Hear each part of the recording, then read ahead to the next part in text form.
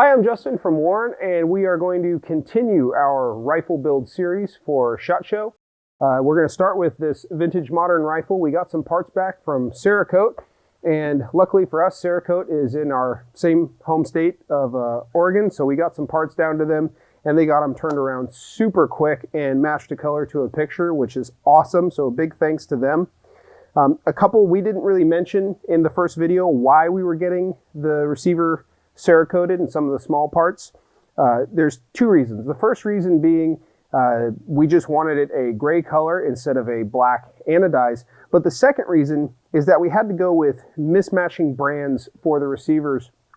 You'll run into this pretty often when you use different manufacturers' parts that are black anodized. You can get two different tones of that black color. It could be a different sheen, it could be a different blast that they use on it, it could be a different type of anodize, and it can lead to parts that don't match exactly. And that was the case for us since we're using a Palmetto State lower and a Colt upper. So the easiest way to solve that problem is send them off, get them Cerakoted, and then they're guaranteed they're going to match with all your other small parts that you're going to use for it. Today, we're going to cover assembling the upper, and in the next video, we will assemble the lower receiver, and then we'll throw it all together. So to start out with the upper, we'll get it set up in our vise and start building. Okay, let's get assembling this upper receiver. So first thing we're going to do is we are going to take our upper, and we're going to chuck it up in a vise. I can't remember who makes this block. There's a lot of different style of receiver blocks out there that you can do, but this one works just fine. So just a tip with anything Cerakoted, sometimes they will Cerakote the inside as well as the outside.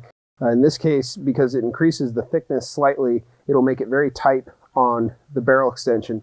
So I did have to take a Scotch-Brite pad and go around on the inside to loosen it up just enough that the barrel extension can fit. And it is a tight fit, but it does fit. And next we're going to install our barrel nut for our handguard. Now we do need to talk for a minute, because if you're new to assembling a rifle like this, you may feel the need to go online and see what kind of lubricant you're supposed to use for your barrel nut. And if you go online, you're going to be shocked at the number of forums that exist out there in the world talking about barrel nut grease for an AR-15. And there's some really good sources out there that will tell you exactly why you need barrel nut grease and what type you should be using. What it comes down to is the main purpose of the barrel nut grease is so that you can get the barrel nut to the proper torque.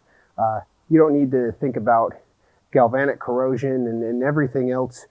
It's your rifle build, do what you want. We're going to use some moly grease that we got from the local auto parts store, and it's going to work just fine. So we're just going to put a dab on the threads.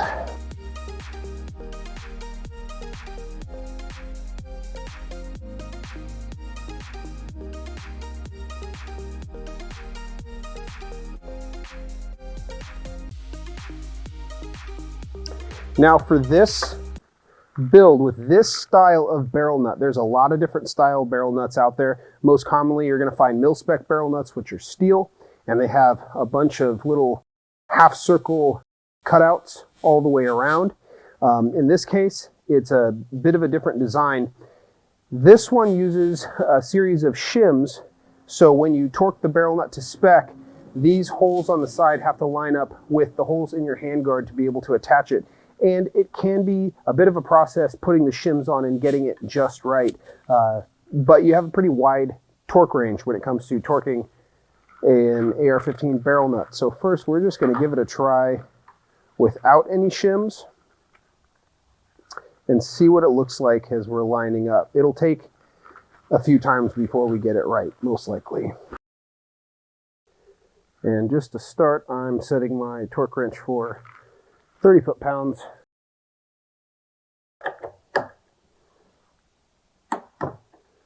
And I can already tell we're not even close. So I'm going to have to add some shims.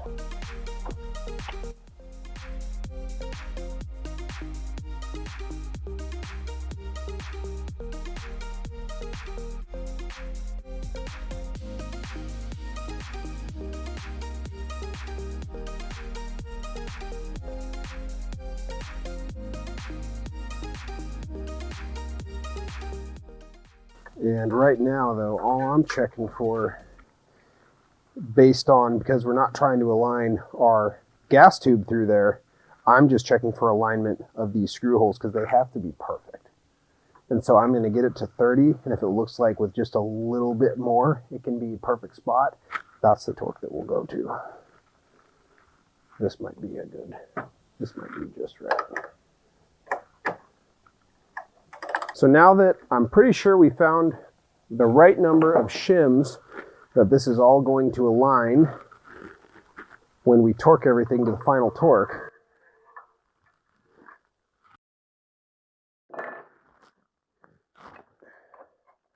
we can put the rest of the parts together that we need to. One thing that you don't want to forget before you go to torque down your barrel nut is to install your dust cover.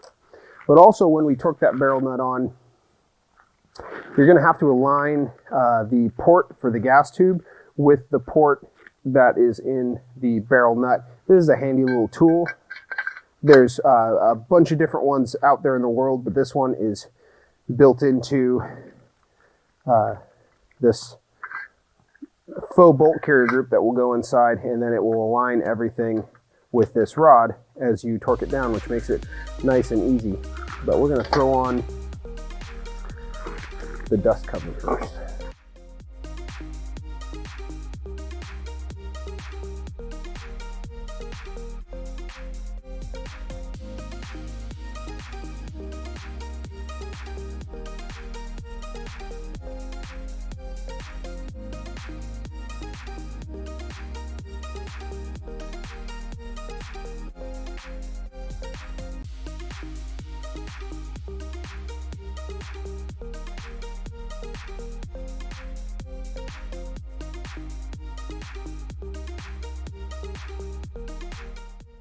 Now I'm setting my torque wrench to the max torque that I'm going to get to. I'm not going to get even close to that, but I'm setting it just so it doesn't trip as I'm trying to align my gas tube, and it hardly takes any more, but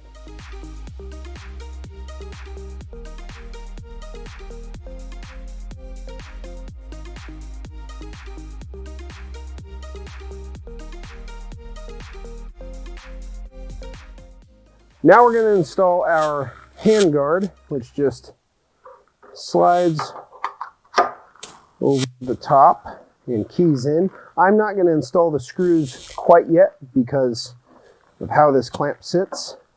It blocks the anti-rotation tabs, but I am going to start working on our front sight block, and then I'll get those screws in when I'm done.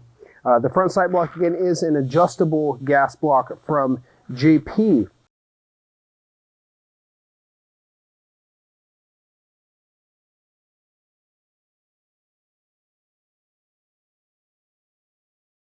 So JP recommends you install the gas tube into the gas block before you assemble it. When you are installing roll pins, get a good set of punches.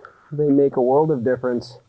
And you may not think that you need them, but they are important.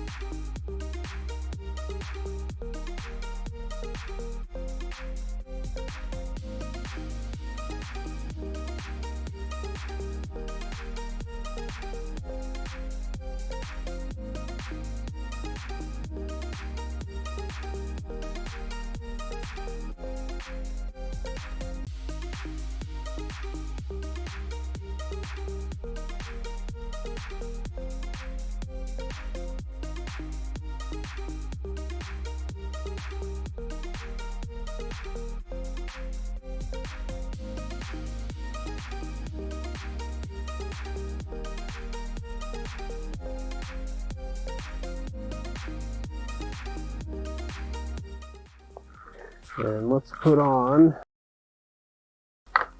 flash hider.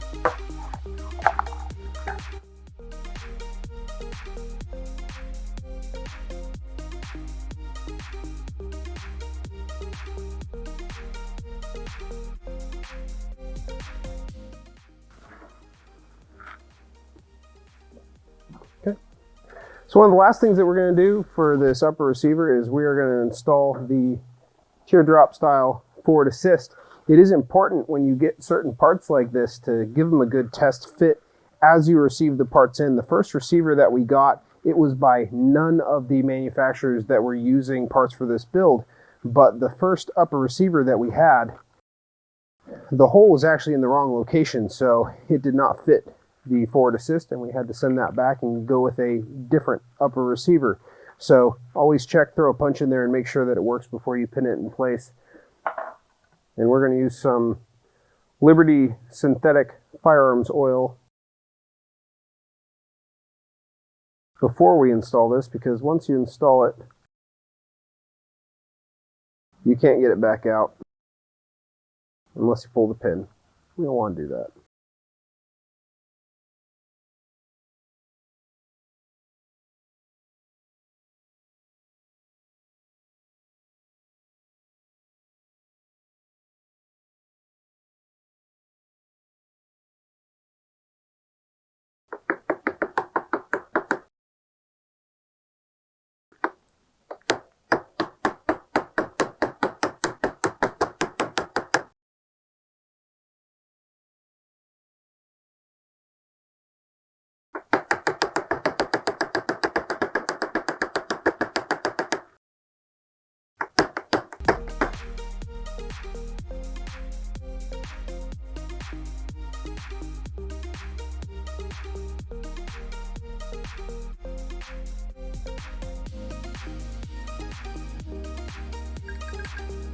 Now we can install the handguard screws.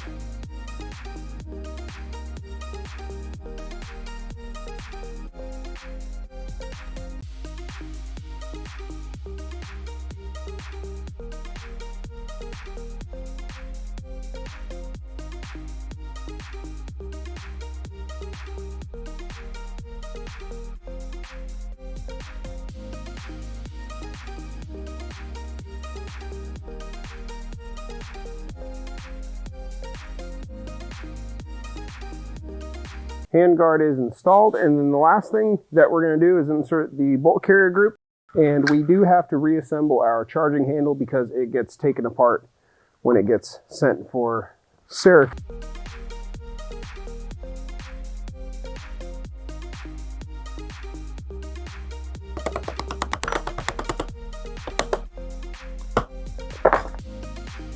Since this is a brand new bolt,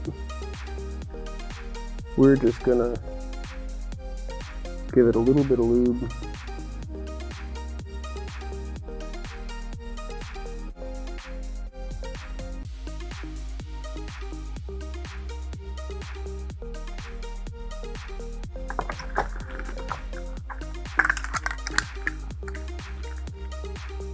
So there you have completed upper receiver. Next, we're going to be working on the lower receiver, and then we will mate the two together and we'll have a completed rifle. So be sure to like and share and stay tuned for the next video.